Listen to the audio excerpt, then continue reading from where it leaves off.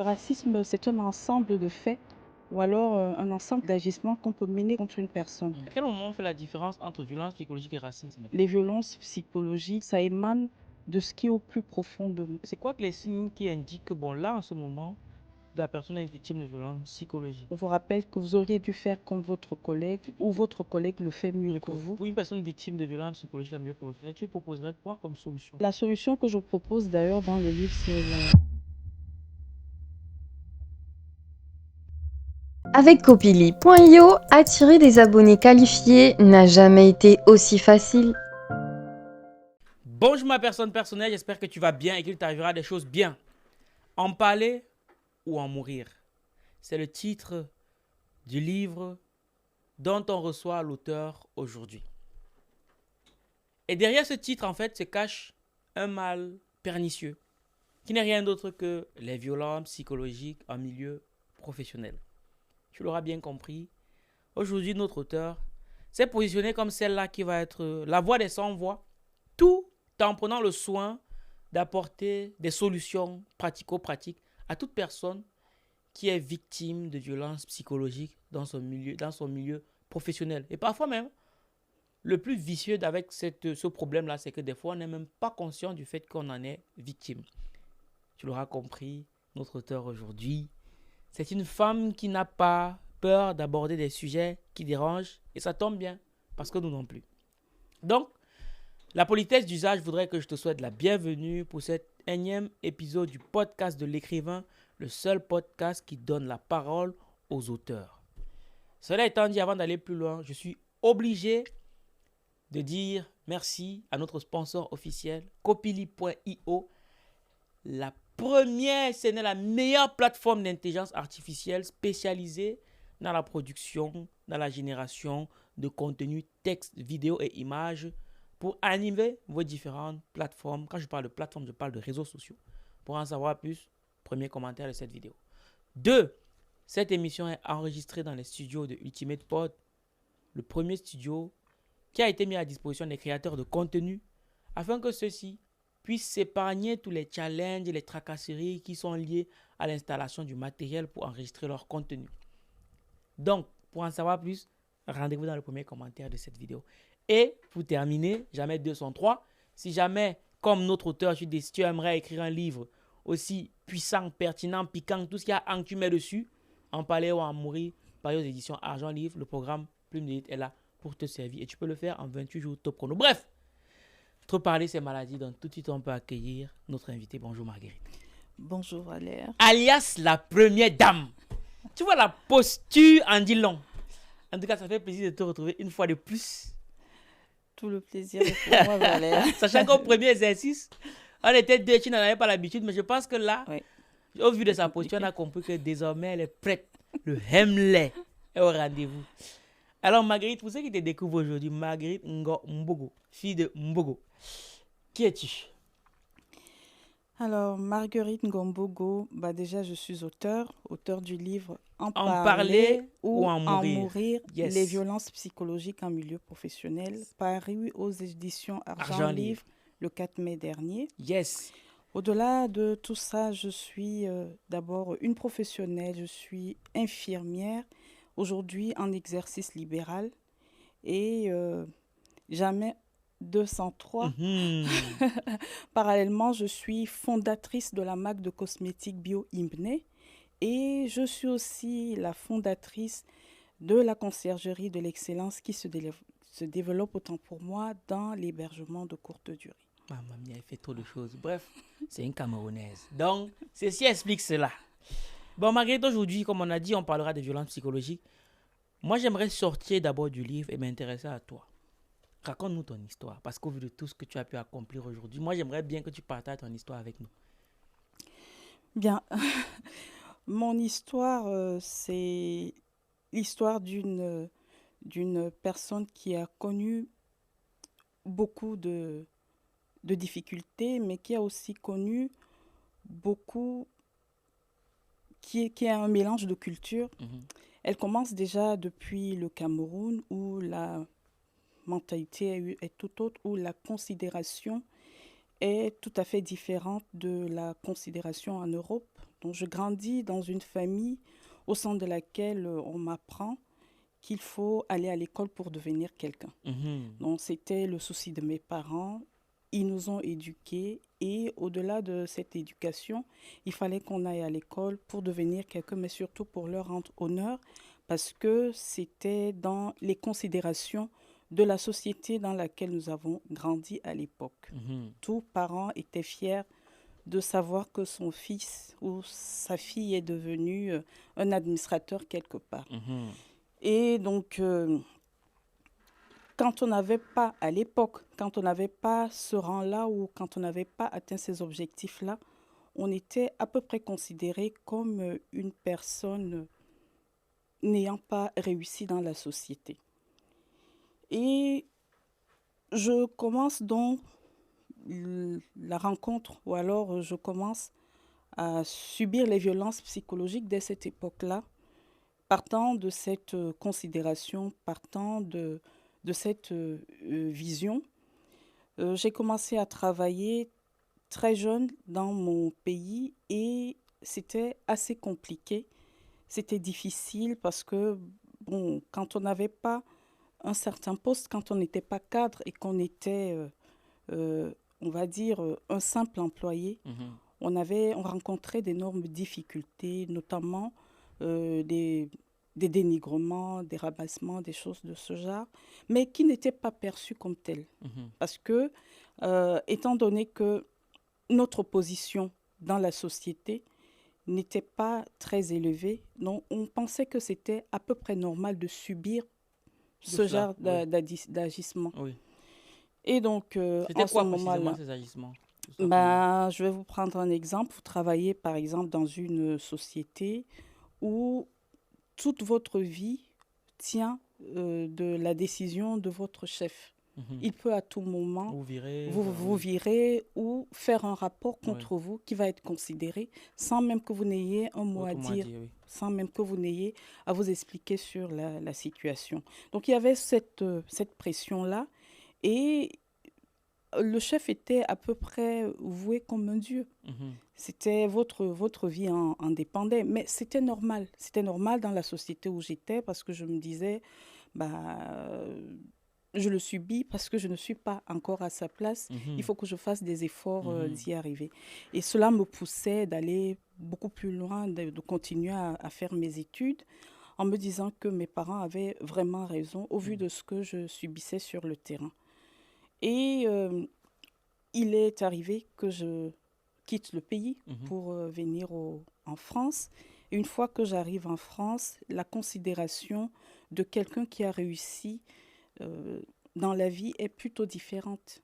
On n'est pas forcément celui qui a été à l'école, mais on est quelqu'un qui travaille et qui, peu importe la façon de travailler, mais qui a une vie assez équilibrée, Oui. qui peut subvenir à ses besoins, bref, qui peut vivre décemment sans avoir à attendre l'assistance de quelqu'un.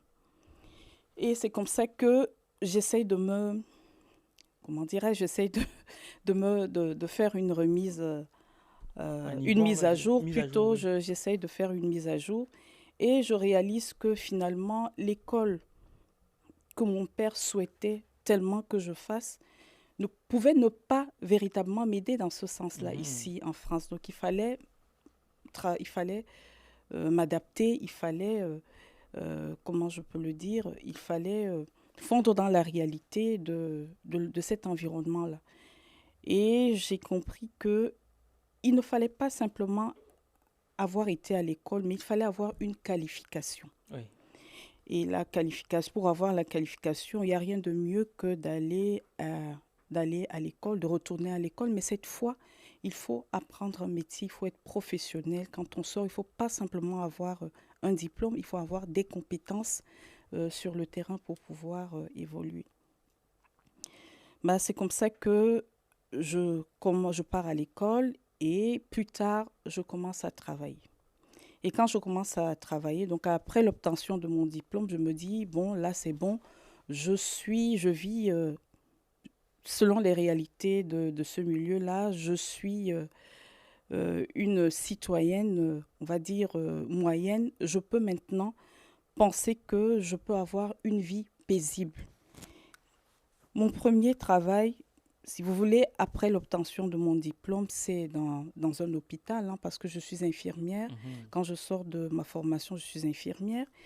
Et quand j'arrive dans mon lieu de service, là où j'ai travaillé pendant au moins environ 8 ans, je trouve que c'est encore plus difficile. J'ai encore du chemin à faire. Donc, il fallait non seulement avoir cette qualification, mais en plus, il fallait lutter pour se faire accepter en tant que professionnel, comme je l'étais.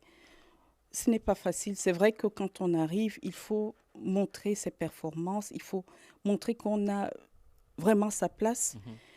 Mais la façon de vous demander d'atteindre vos objectifs était un peu compliquée. C'était un peu difficile. Ça n'allait pas de manière, on va dire, de manière classique. Il y avait donc des comportements tels que on vous rappelait à chaque fois que ce que vous faites n'est pas bien, ce qui est normal quand vous venez de commencer. Mais vous comprenez qu'il y a un peu une pression qu'on vous met. La pression, elle est un peu plus pour quelqu'un qui vient d'arriver, qui doit acquérir véritablement ses compétences sur le terrain parce qu'il faut avoir pratiqué longtemps quand même pour avoir de l'expérience. Mais quand vous arrivez, on vous réclame tout de suite cette expérience-là, ce qui n'est pas du tout correct. Cela ne pose pas de problème. Je continue à travailler, à atteindre quand même un certain niveau. Mais c'est plus tard que je réalise que finalement, le problème n'était pas tant de me faire avoir cette expérience-là ou de me permettre de devenir plus performant, mais c'était plus de me rappeler que je n'ai pas ma place et que je n'aurai jamais ma place dans cet hôpital. En gros, si je comprends bien, tu te formes, tu deviens infirmière, tu arrives à l'hôpital et quotidiennement, de manière subtile, on te fait comprendre que, bon, en fait, tu n'es pas à ta place. Non. Et ça se fait de manière pratico-pratique. C'est comment ça se passe? De manière pratico-pratique, quand vous faites par exemple vos soins, on vous fait des remarques à chaque fois. Le résultat est le même, mais peut-être vous ne l'avez pas fait comme l'autre le fait. On vous rappelle que vous auriez dû faire comme votre collègue ou votre collègue le fait mieux que vous. Ouais. Mais ma collègue le fait mieux que vous, on atteint les mêmes résultats. Quand je regarde le protocole, je n'ai pas enfreint de protocole. Quand je regarde les recommandations, elles sont respectées. Je ne vois pas en quoi je devrais absolument faire comme elle. Pas plutôt que comme ce que je le ressens. Surtout qu'à l'école, on vous rappelle qu'on vous montre le chemin, on vous montre les méthodes, mais il faudra y mettre de votre personnalité. Ça ne peut pas manquer. Mais voilà, mais quand on essaye de vous enlever ce que vous êtes pour mettre à la place de votre personnalité, une autre personnalité, on essaye de vous transformer, on voudrait carrément vous changer, là, ça devient ça devient problématique. D'accord, mais du coup, pas à ta place, pourquoi? En tant que femme, en tant qu'étrangère, pas à ta place, comment? Alors, on se pose beaucoup de questions. C'est très subtil, hein. Ça se passe de manière subtile qu'il est difficile de définir si on vous le dit parce que vous êtes une femme ou parce que vous êtes africain, c'est-à-dire vous êtes d'une autre couleur de peau, ou véritablement parce que vous n'avez pas les compétences. Ça devient c'est difficile au début. Mais avec le temps, ça s'affine. Vous finissez par comprendre qu'on le fait justement parce que vous êtes d'une autre couleur de peau, vous êtes d'une autre race. Est-ce que, bon, maintenant, à quel moment on fait la différence entre violence psychologique et racisme, du coup? Alors, la violence psychologique et le racisme, le racisme, c'est un ensemble de faits ou alors un ensemble d'agissements qu'on peut mener contre une personne. Le racisme peut aussi se manifester d'une manière brutale.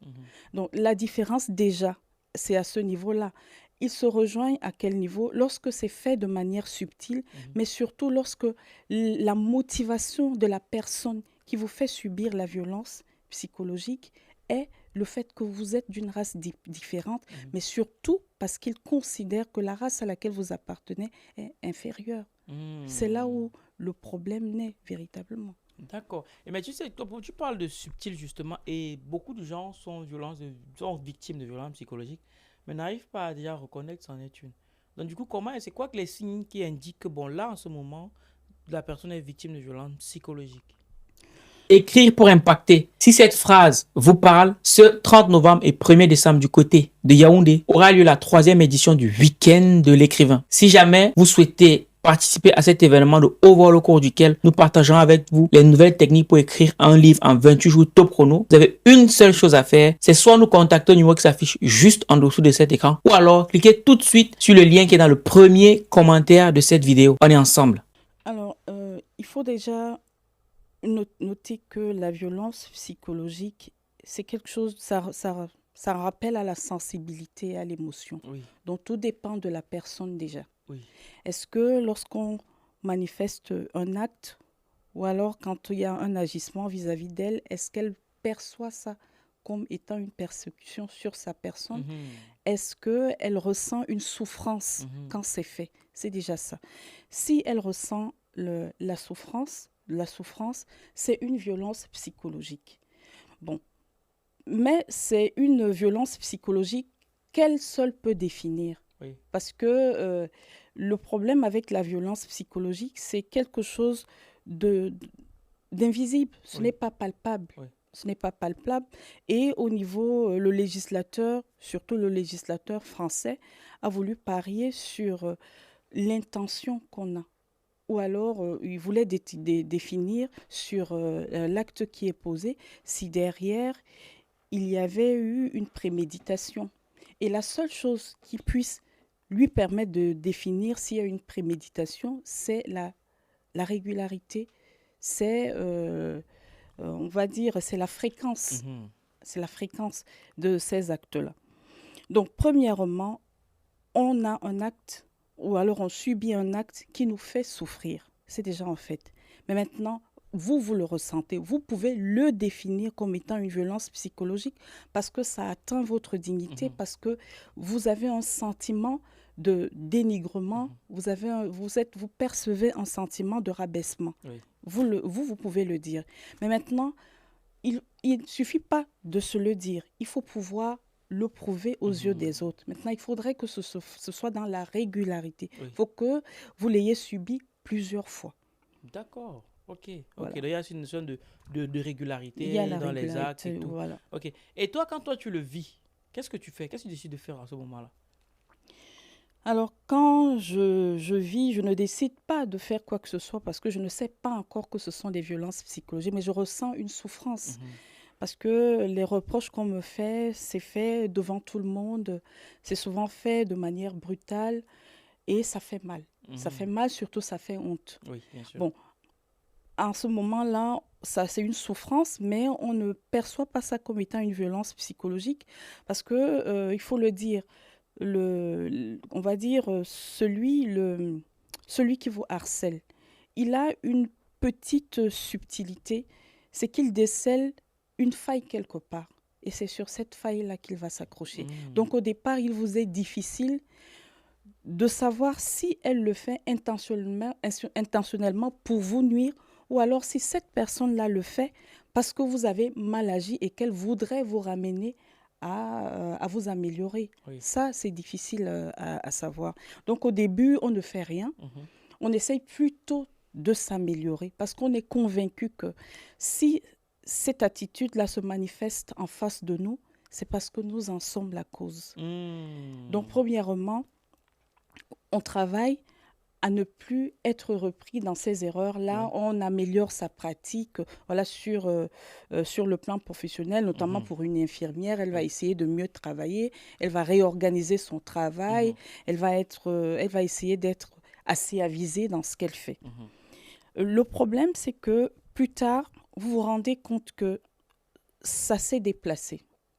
Les remarques se sont déplacées. Ce n'est plus forcément sur vos failles parce que vous n'en avez plus. Vous les Mhm. avez corrigées. Normalement, on devrait vous laisser tranquille. Mais derrière, on continue à chercher, Appuyer dessus. à appuyer dessus, à trouver la petite bête. On vous, par exemple, on peut vous reprocher de n'avoir pas fait ce qu'on disait souvent à l'hôpital. Je m'en vais faire la Mhm. vaisselle quand vous Oui, devez, par oui, oui, oui, exemple, euh, on va dire, laver le matériel bien que vous sûr. avez utilisé. Si vous ne le faites pas, ce n'est pas grave. Ce n'est pas grave, ça peut arriver que vous ne l'ayez pas fait. Mais sur le fait que vous n'avez pas fait cette vaisselle, ben, ça va créer un très grand conflit. Et on va s'appuyer là-dessus. Et derrière cet acte-là, derrière le fait de n'avoir pas lavé le matériel, on vous rappellera que vous n'avez jamais rien fait de bien fait de votre Hmm. vie, que de toutes les façons, vous n'êtes pas capable, tellement incapable que même se rappeler qu'il faut laver le matériel, vous n'en êtes pas. Vous voyez, là, ça devient il y a une intention derrière De de vous, nuire. de Oui, vous nuire, de vous rabaisser. d'accord. Et voilà, est-ce que tu aurais une anecdote comme ça, pratico-pratique de violence psychologique que tu aurais vécu ou bien que tu connaîtrais quelqu'un qui aurait vécu la même chose? Bah, des anecdotes, il y en a beaucoup parce que en 8 ans, je peux dire que je n'ai vécu que ça. Hmm. Donc, je passerai toute la journée à raconter tout ce que j'ai vécu. Mais je vais juste vous expliquer un petit... il y a eu un fait, il y a quelque chose qui s'est passé à l'hôpital où je travaillais. Ils avaient décidé à un moment donné de donner certaines responsabilités aux soignants. Oui. Pour, par exemple, l'organisation des petits organes comme le clin, tout Oui. ça. Donc, ils avaient estimé que les soignants qui étaient, on va dire, les acteurs principaux, il était normal que ces soignants-là soient au poste de responsabilité parce qu'ils avaient beaucoup à apporter. C'est assez, quand on parle du clin, il y a beaucoup plus d'administratif, mais quand il faut parler de la pratique réelle, il n'y a pas mieux qu'un soignant pour relever ce qui se passe exactement. Oui. Et la cadre de mon service à l'époque avait la charge de consulter tous les soignants de son service. Mhm.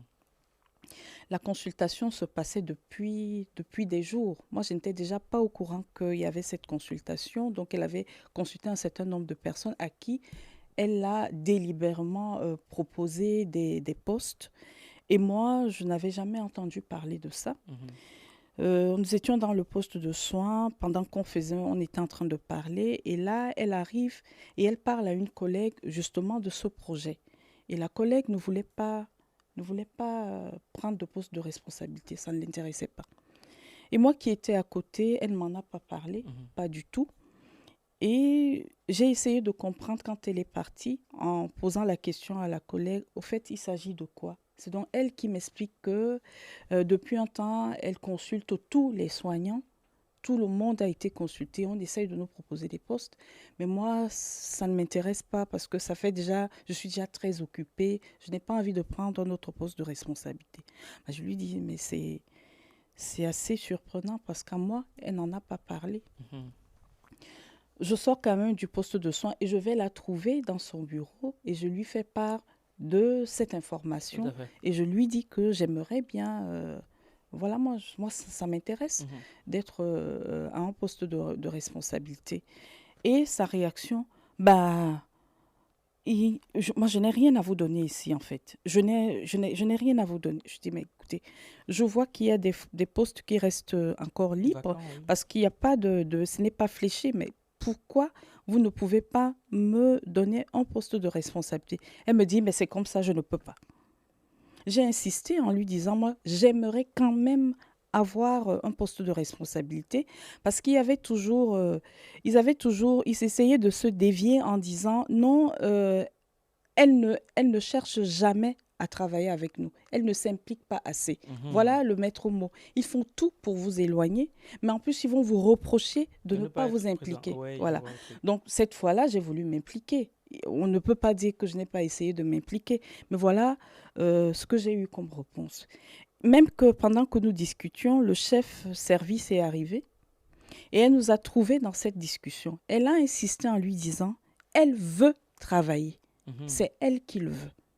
Donne-lui un poste de responsabilité. Elle lui a dit non, il n'y en a pas pour moi. Mhm. Et comment tu le vis, ça? C'est très dur. C'est très dur. Et ça a été un coup qu'on m'a asséné qui était très, très fort parce que je pensais que j'avais été forte, j'avais passé d'autres épreuves. À presque 8 ans de service, Ah oui, je ne en m'attendais tant pas à qu'infirmière, ça. c'est beaucoup. Oui, je ne m'attendais pas à ça. Et c'est ça qui a été le déclic Déclic de, de la décision que j'ai prise plus tard. de quitter l'hôpital pour te mettre en ton propre compte, Pas tout de suite, mais au moins quitter le service. quitter le service. Oui. D'accord. Parce que je me suis dit, là, ça ne vaudra pas la peine. Elle ne va jamais changer. Elle a son idée et puis elle va la maintenir. Voilà. D'accord. Et toi, aujourd'hui, puisque tu as allé jusqu'à écrire un livre quand même sur les violences psychologiques en milieu professionnel, tu proposerais quoi à une personne comme solution pour une personne victime de violences psychologiques en milieu professionnel? Tu proposerais quoi comme solution, du coup? Alors, la solution que je propose d'ailleurs dans le livre, c'est la connaissance de soi. C'est très, très profond. Les violences psychologiques, ça émane de ce qui est au plus profond de nous. Ça Donc, nous affecte au tu veux plus dire quoi, profond. que nous sommes responsables des violences psychologiques? Non, ce n'est pas ce que je voudrais dire. Oui. Mais je voudrais dire que les violences psychologiques, ça s'enfuit à l'intérieur de notre être. C'est au fond de nous que Oui. ça reste. C'est-à-dire, on le vit au plus profondément. Cette souffrance, elle est profonde. Oui. Ce n'est pas une souffrance apparente. Les gens peuvent vous voir peut-être avoir une mine de tristesse, mais elle est très, très profonde. Parce qu'on a atteint votre dignité. Oui. Quand vous pensez être un professionnel performant, que vous réalisez quand même de bonnes performances et qu'on vous dise tout le temps que ce que vous faites, c'est pas suffisant et que d'ailleurs, vous n'êtes pas à votre place, que peut-être vous n'atteindrez jamais vos objectifs, ça fait très mal. Ça fait très mal. C'est pour ça que je dis qu'il faut puiser à l'intérieur de soi pour pouvoir guérir. On peut toujours, la solution que les gens trouvent très facilement, c'est peut-être d'aller à l'inspection du travail, se plaindre, c'est peut-être rencontrer un comité d'éthique. Mais en réalité, le comité d'éthique ou l'inspection du travail va essayer peut-être, je ne sais pas, de sensibiliser déjà la personne qui vous fait cette souffrance-là. On va peut-être essayer de changer de service. On va peut-être vous proposer de changer de service ou très souvent, ils vous demandent même de démissionner. Ils peuvent vous demander de démissionner. Mais le mal est déjà fait. Vous avez, c'est-à-dire cette souffrance à l'intérieur de vous. Où que vous alliez, ça va rester. Et vous verrez que tout ce que vous ferez par la suite, ce sera en fonction de ce qu'on vous a dit de l'autre côté. Vous voulez réussir parce qu'on vous avait dit que vous n'avez pas de performance. Oui, en fait, c'était... Ok, d'accord. Se prouver quelque chose, oui. Voilà, vous essayez de prouver quelque chose. C'est pour ça que vous voulez réussir. Mais en réalité, on ne doit pas réussir parce qu'on veut prouver quelque chose. On réussit d'abord parce qu'on a les capacités de réussir, parce qu'on a ces performances-là, parce qu'on a la compétence, on a la connaissance qui peut nous amener jusqu'à la réussite. C'est là où j'en appelle à la connaissance de soi. Et la connaissance de soi va nous aider dans quel sens? Parce que c'est ça qui va vous parer. Ce sera comme une barrière de sécurité. Quand vous savez qui vous êtes en réalité, quoi qu'on vous dise, on ne peut pas vous ébranler. Parce que vous savez ce que vous valez, vous savez les compétences que vous avez, vous savez, vous connaissez vos performances, il est difficile de vous ébranler. Mais quand vous n'avez pas cette connaissance de soi, eh ben, ça vous atteint. Je peux vous dire que j'en ai été atteinte avant même de connaître qui j'étais. Vous voyez? Parce que vous avez pour référence la personne en face de vous. Vous avez besoin de l'approbation de l'autre. Si vous voulez être bien vu où vous êtes, il faut que je sois comme l'autre. C'est parce que c'est ce qu'on vous met. En fait, on enlève votre véritable identité, on en construit une autre et c'est celle-là qu'on introduit dans votre esprit. Et à partir de là, vous ne vous voyez que comme ça. Donc, s'il faut changer, s'il faut réussir, vous réussissez en fonction des objectifs que les autres inscrivent, pas en fonction des objectifs que vous vous inscrivez. C'est pour ça que la connaissance de soi est très importante. C'est même l'une des étapes importante dans la définition du processus de la mission de vie. En premier ressort, la première étape, il y en a 6 à peu près, d'autres la définissent en 5, mais je m'arrêterai sur les 2 premières. La première étape déjà, c'est de se rendre compte qu'un problème existe. La deuxième étape, c'est apprendre à se connaître. Mais là, c'est dans des cas de difficultés ou alors des problèmes physiques. Mais quand le problème est d'ordre psychologique, comme dans le cas des violences psychologiques, je pense que la connaissance de soi passe avant l'étape de réalisation de l'existence d'un problème.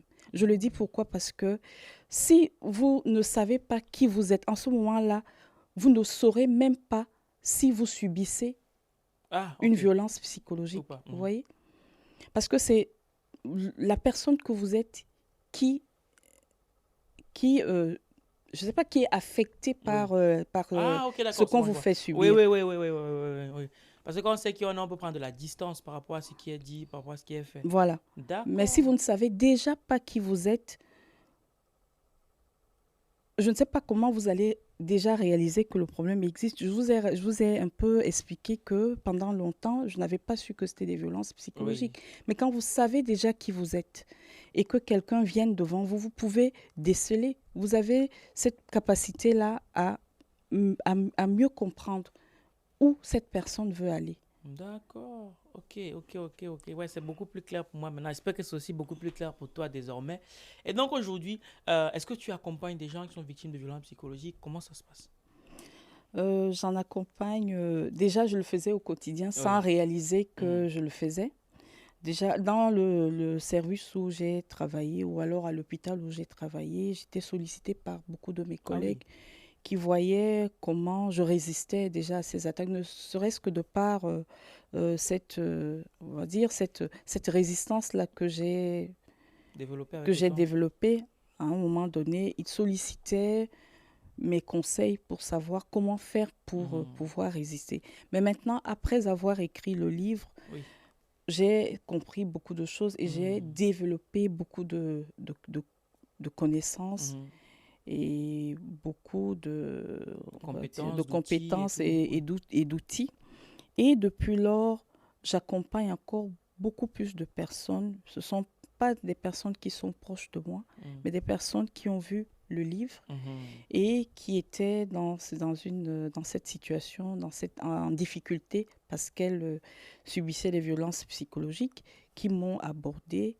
Et depuis lors, on a commencé à travailler ensemble. Et comment on fait pour travailler avec toi si jamais on a besoin de tes services, de tes compétences, de tes outils? Je suis victime de violences psychologiques. Comment je fais pour te contacter afin de bénéficier de tes services? Alors, pour me contacter, c'est déjà par mon Facebook, j'ai LinkedIn, je suis sur Instagram. Et sur Facebook, on trouve mon numéro de téléphone. Ok. Est-ce que tu permets qu'on le donne ici ou pas? Parce que... Oui, je permets. Ah non, il n'y est pas ici. Bon, tu vas te laisser le donner alors. Ton numéro de téléphone pour ceux qui veulent bénéficier de tes services. Alors, c'est le 07. Plus 33, oui. Plus 33 07 86 02 17 08. Ok, donc désormais, vous avez le contact de Marguerite Ngobo, si jamais. Mbogo. Oui, c'est ça que j'ai dit, Ngobo. Voilà. C'est ça que j'ai dit. Et donc, vous pouvez la contacter là, vous donnez le numéro. Je pense par WhatsApp aussi, c'est possible. Par son site internet aussi, c'est possible. Bref, on vous met tout juste en dessous. Comme ça, vous pourrez la contacter. Elle se fera un plaisir de vous accompagner dans toutes les démarches. En tout cas, le livre est là. Si jamais vous voulez mettre un pied à l'étrier. Je pense que j'en ai été victime moi aussi. Oui, récemment, je suis en pleine consultation. Et puis, il y a un monsieur qui rentre. Et il me dit, déjà, moi, je vais être consulté uniquement par le médecin senior. Bon, je me dis, peut-être que, voilà, il estime que je ne suis pas assez calé. Bon, moi, je n'ai pas de problème. Et après, au cours de la discussion, il dit, vous êtes de quelle origine? Je viens du Cameroun. Il me dit, mon fils était au Burkina Faso, il allait installer des fourrages là-bas. Après, il me regarde, il dit, il y a beaucoup de guerres au Cameroun, non? Dans un air un peu, on sait d'où tu viens, machin, truc. Et c'est là que je lui dis, c'est la seule chose que vous savez du Cameroun, les guerres et tout. Et là, je me suis dit, là, j'ai pensé à ça, je me suis dit, voilà l'autre. Mais justement, comme tu as dit, la connaissance de soi aide beaucoup. Oui. Parce qu'à ce moment, je me suis dit, bon, c'est celui qui a un problème, pas moi. Ben oui, c'est ça. Donc, finalement, oui. Et ouais. Bon, Marguerite, on arrive presque au terme de notre échange. J'ai été très gentil avec toi. J'ai pas eu envie de trop te déranger. Je conçois. Et donc, s'il fallait donner un conseil à une personne qui, en ce moment, vit des moments difficiles dans son boulot, tu lui dirais quoi? Bien. Déjà, d'apprendre à se connaître. C'est la première chose. Je pense que c'est la base de tout. Tout tourne autour de la connaissance de soi. Si on ne se connaît pas, ça va être difficile. Ouais. Et il faut pouvoir définir sa mission de vie. Parce que les gens ont souvent coutume de dire « ça ne va pas, je m'en vais ». Ça ne se passe pas comme ça. Ou ça ne devrait pas se passer comme ça. Ça peut être compliqué parce que partout où on va, on peut rencontrer des violences psychologiques. Moi, j'ai quitté l'hôpital, mais même en travaillant en libéral, on fait face aux violences psychologiques, mais c'est sous une autre forme. Oui. Donc, le fait de se dire on s'en va, ça n'aide pas. Il faut déjà définir sa mission de vie. On est là pourquoi? Et puis, qu'est-ce qu'on apporte où nous sommes?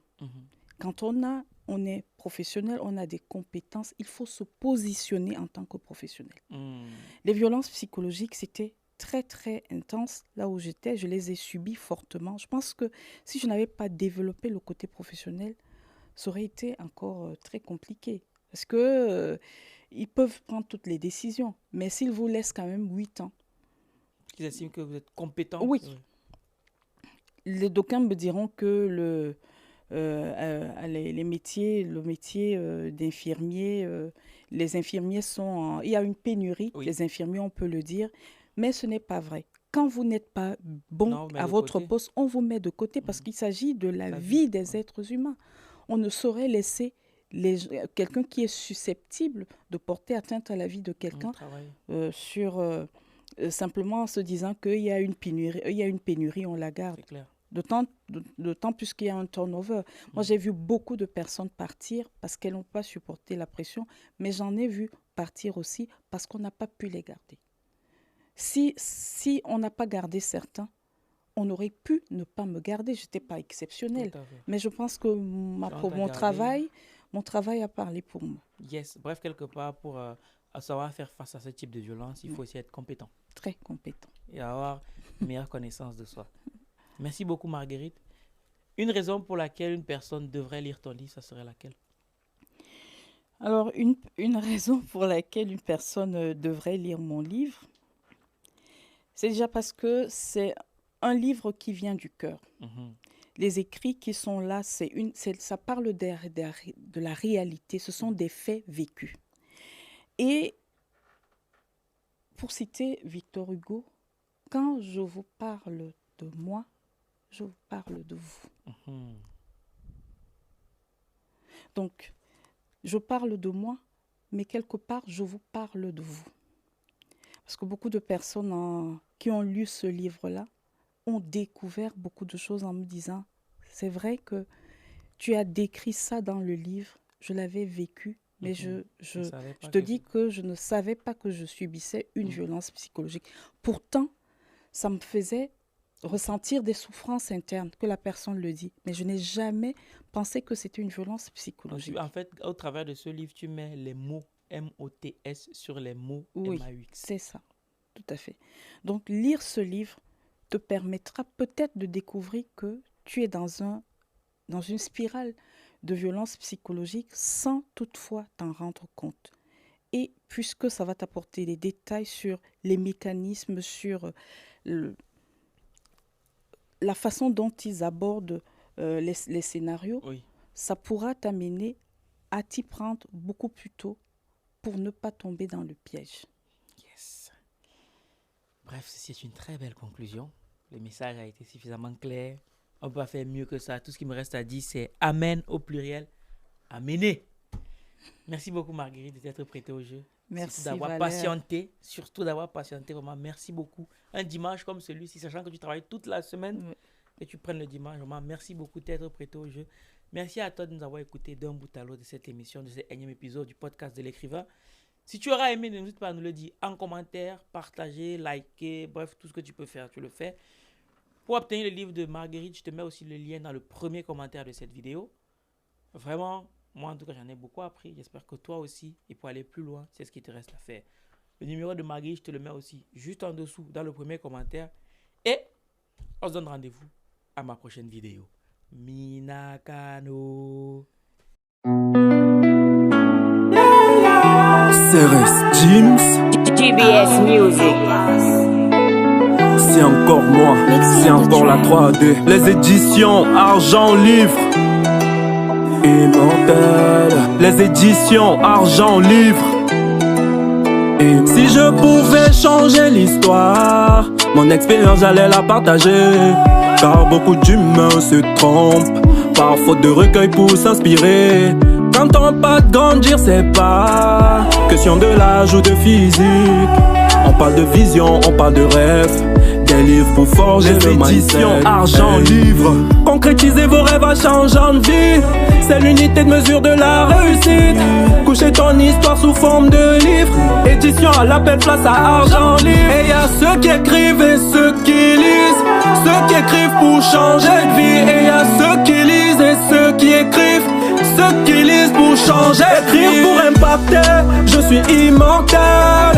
Aïe, aïe. Écrire pour impacter, je suis immortel. Aïe, aïe. On veut changer l'histoire, laisser un héritage. Écrire pour impacter, je suis immortel. Aïe, aïe. Donne-moi une feuille et puis un stylo. Oui, s'ouvrir au monde sous forme de plusieurs mots. Frère, tu sais pas besoin d'être au niveau. Argent. Écrire un livre, c'est pas affaire d'intello. On renaît de ses cendres grâce à un livre. On raconte les meilleurs grâce à des livres. Et même si t'arrêtais de vivre, tu seras immortel grâce à un livre. Les éditions Argent Livre. Concrétisez vos rêves en changeant de vie. C'est l'unité de mesure de la réussite. Coucher ton histoire sous forme de livre. Édition à l'appel, place à Argent Livre. Et y a ceux qui écrivent et ceux qui lisent. De l'écrivain. Ceux qui écrivent pour changer de vie. Et y a ceux qui lisent et ceux qui écrivent. De l'écrivain, ceux qui lisent pour changer. Écrire pour impacter, je suis immortel. Aïe, aïe. Écrire pour impacter, je suis immortel. Aïe, aïe. On veut changer l'histoire, laisser un héritage. Écrire pour impacter, je suis immortel. Aïe, aïe. Week-end de l'écrivain. Week-end de l'écrivain. Week-end de l'écrivain. Bienvenue, week-end de l'écrivain. Week-end de l'écrivain. Week-end de l'écrivain. Week-end de l'écrivain. Bienvenue, week-end de l'écrivain. Écrire pour impacter, telle est notre devise. Parce qu'un Africain qui écrit, c'est une bibliothèque qui se construit. On va le faire sans le son, on va le faire ensemble. Écrire pour impacter, je suis immortel. Aïe, aïe, aïe. Écrire pour impacter, je suis immortel. Aïe, aïe, aïe. On va changer l'histoire, laisser un héritage. Écrire pour impacter, je suis immortel. Allez, allez, allez.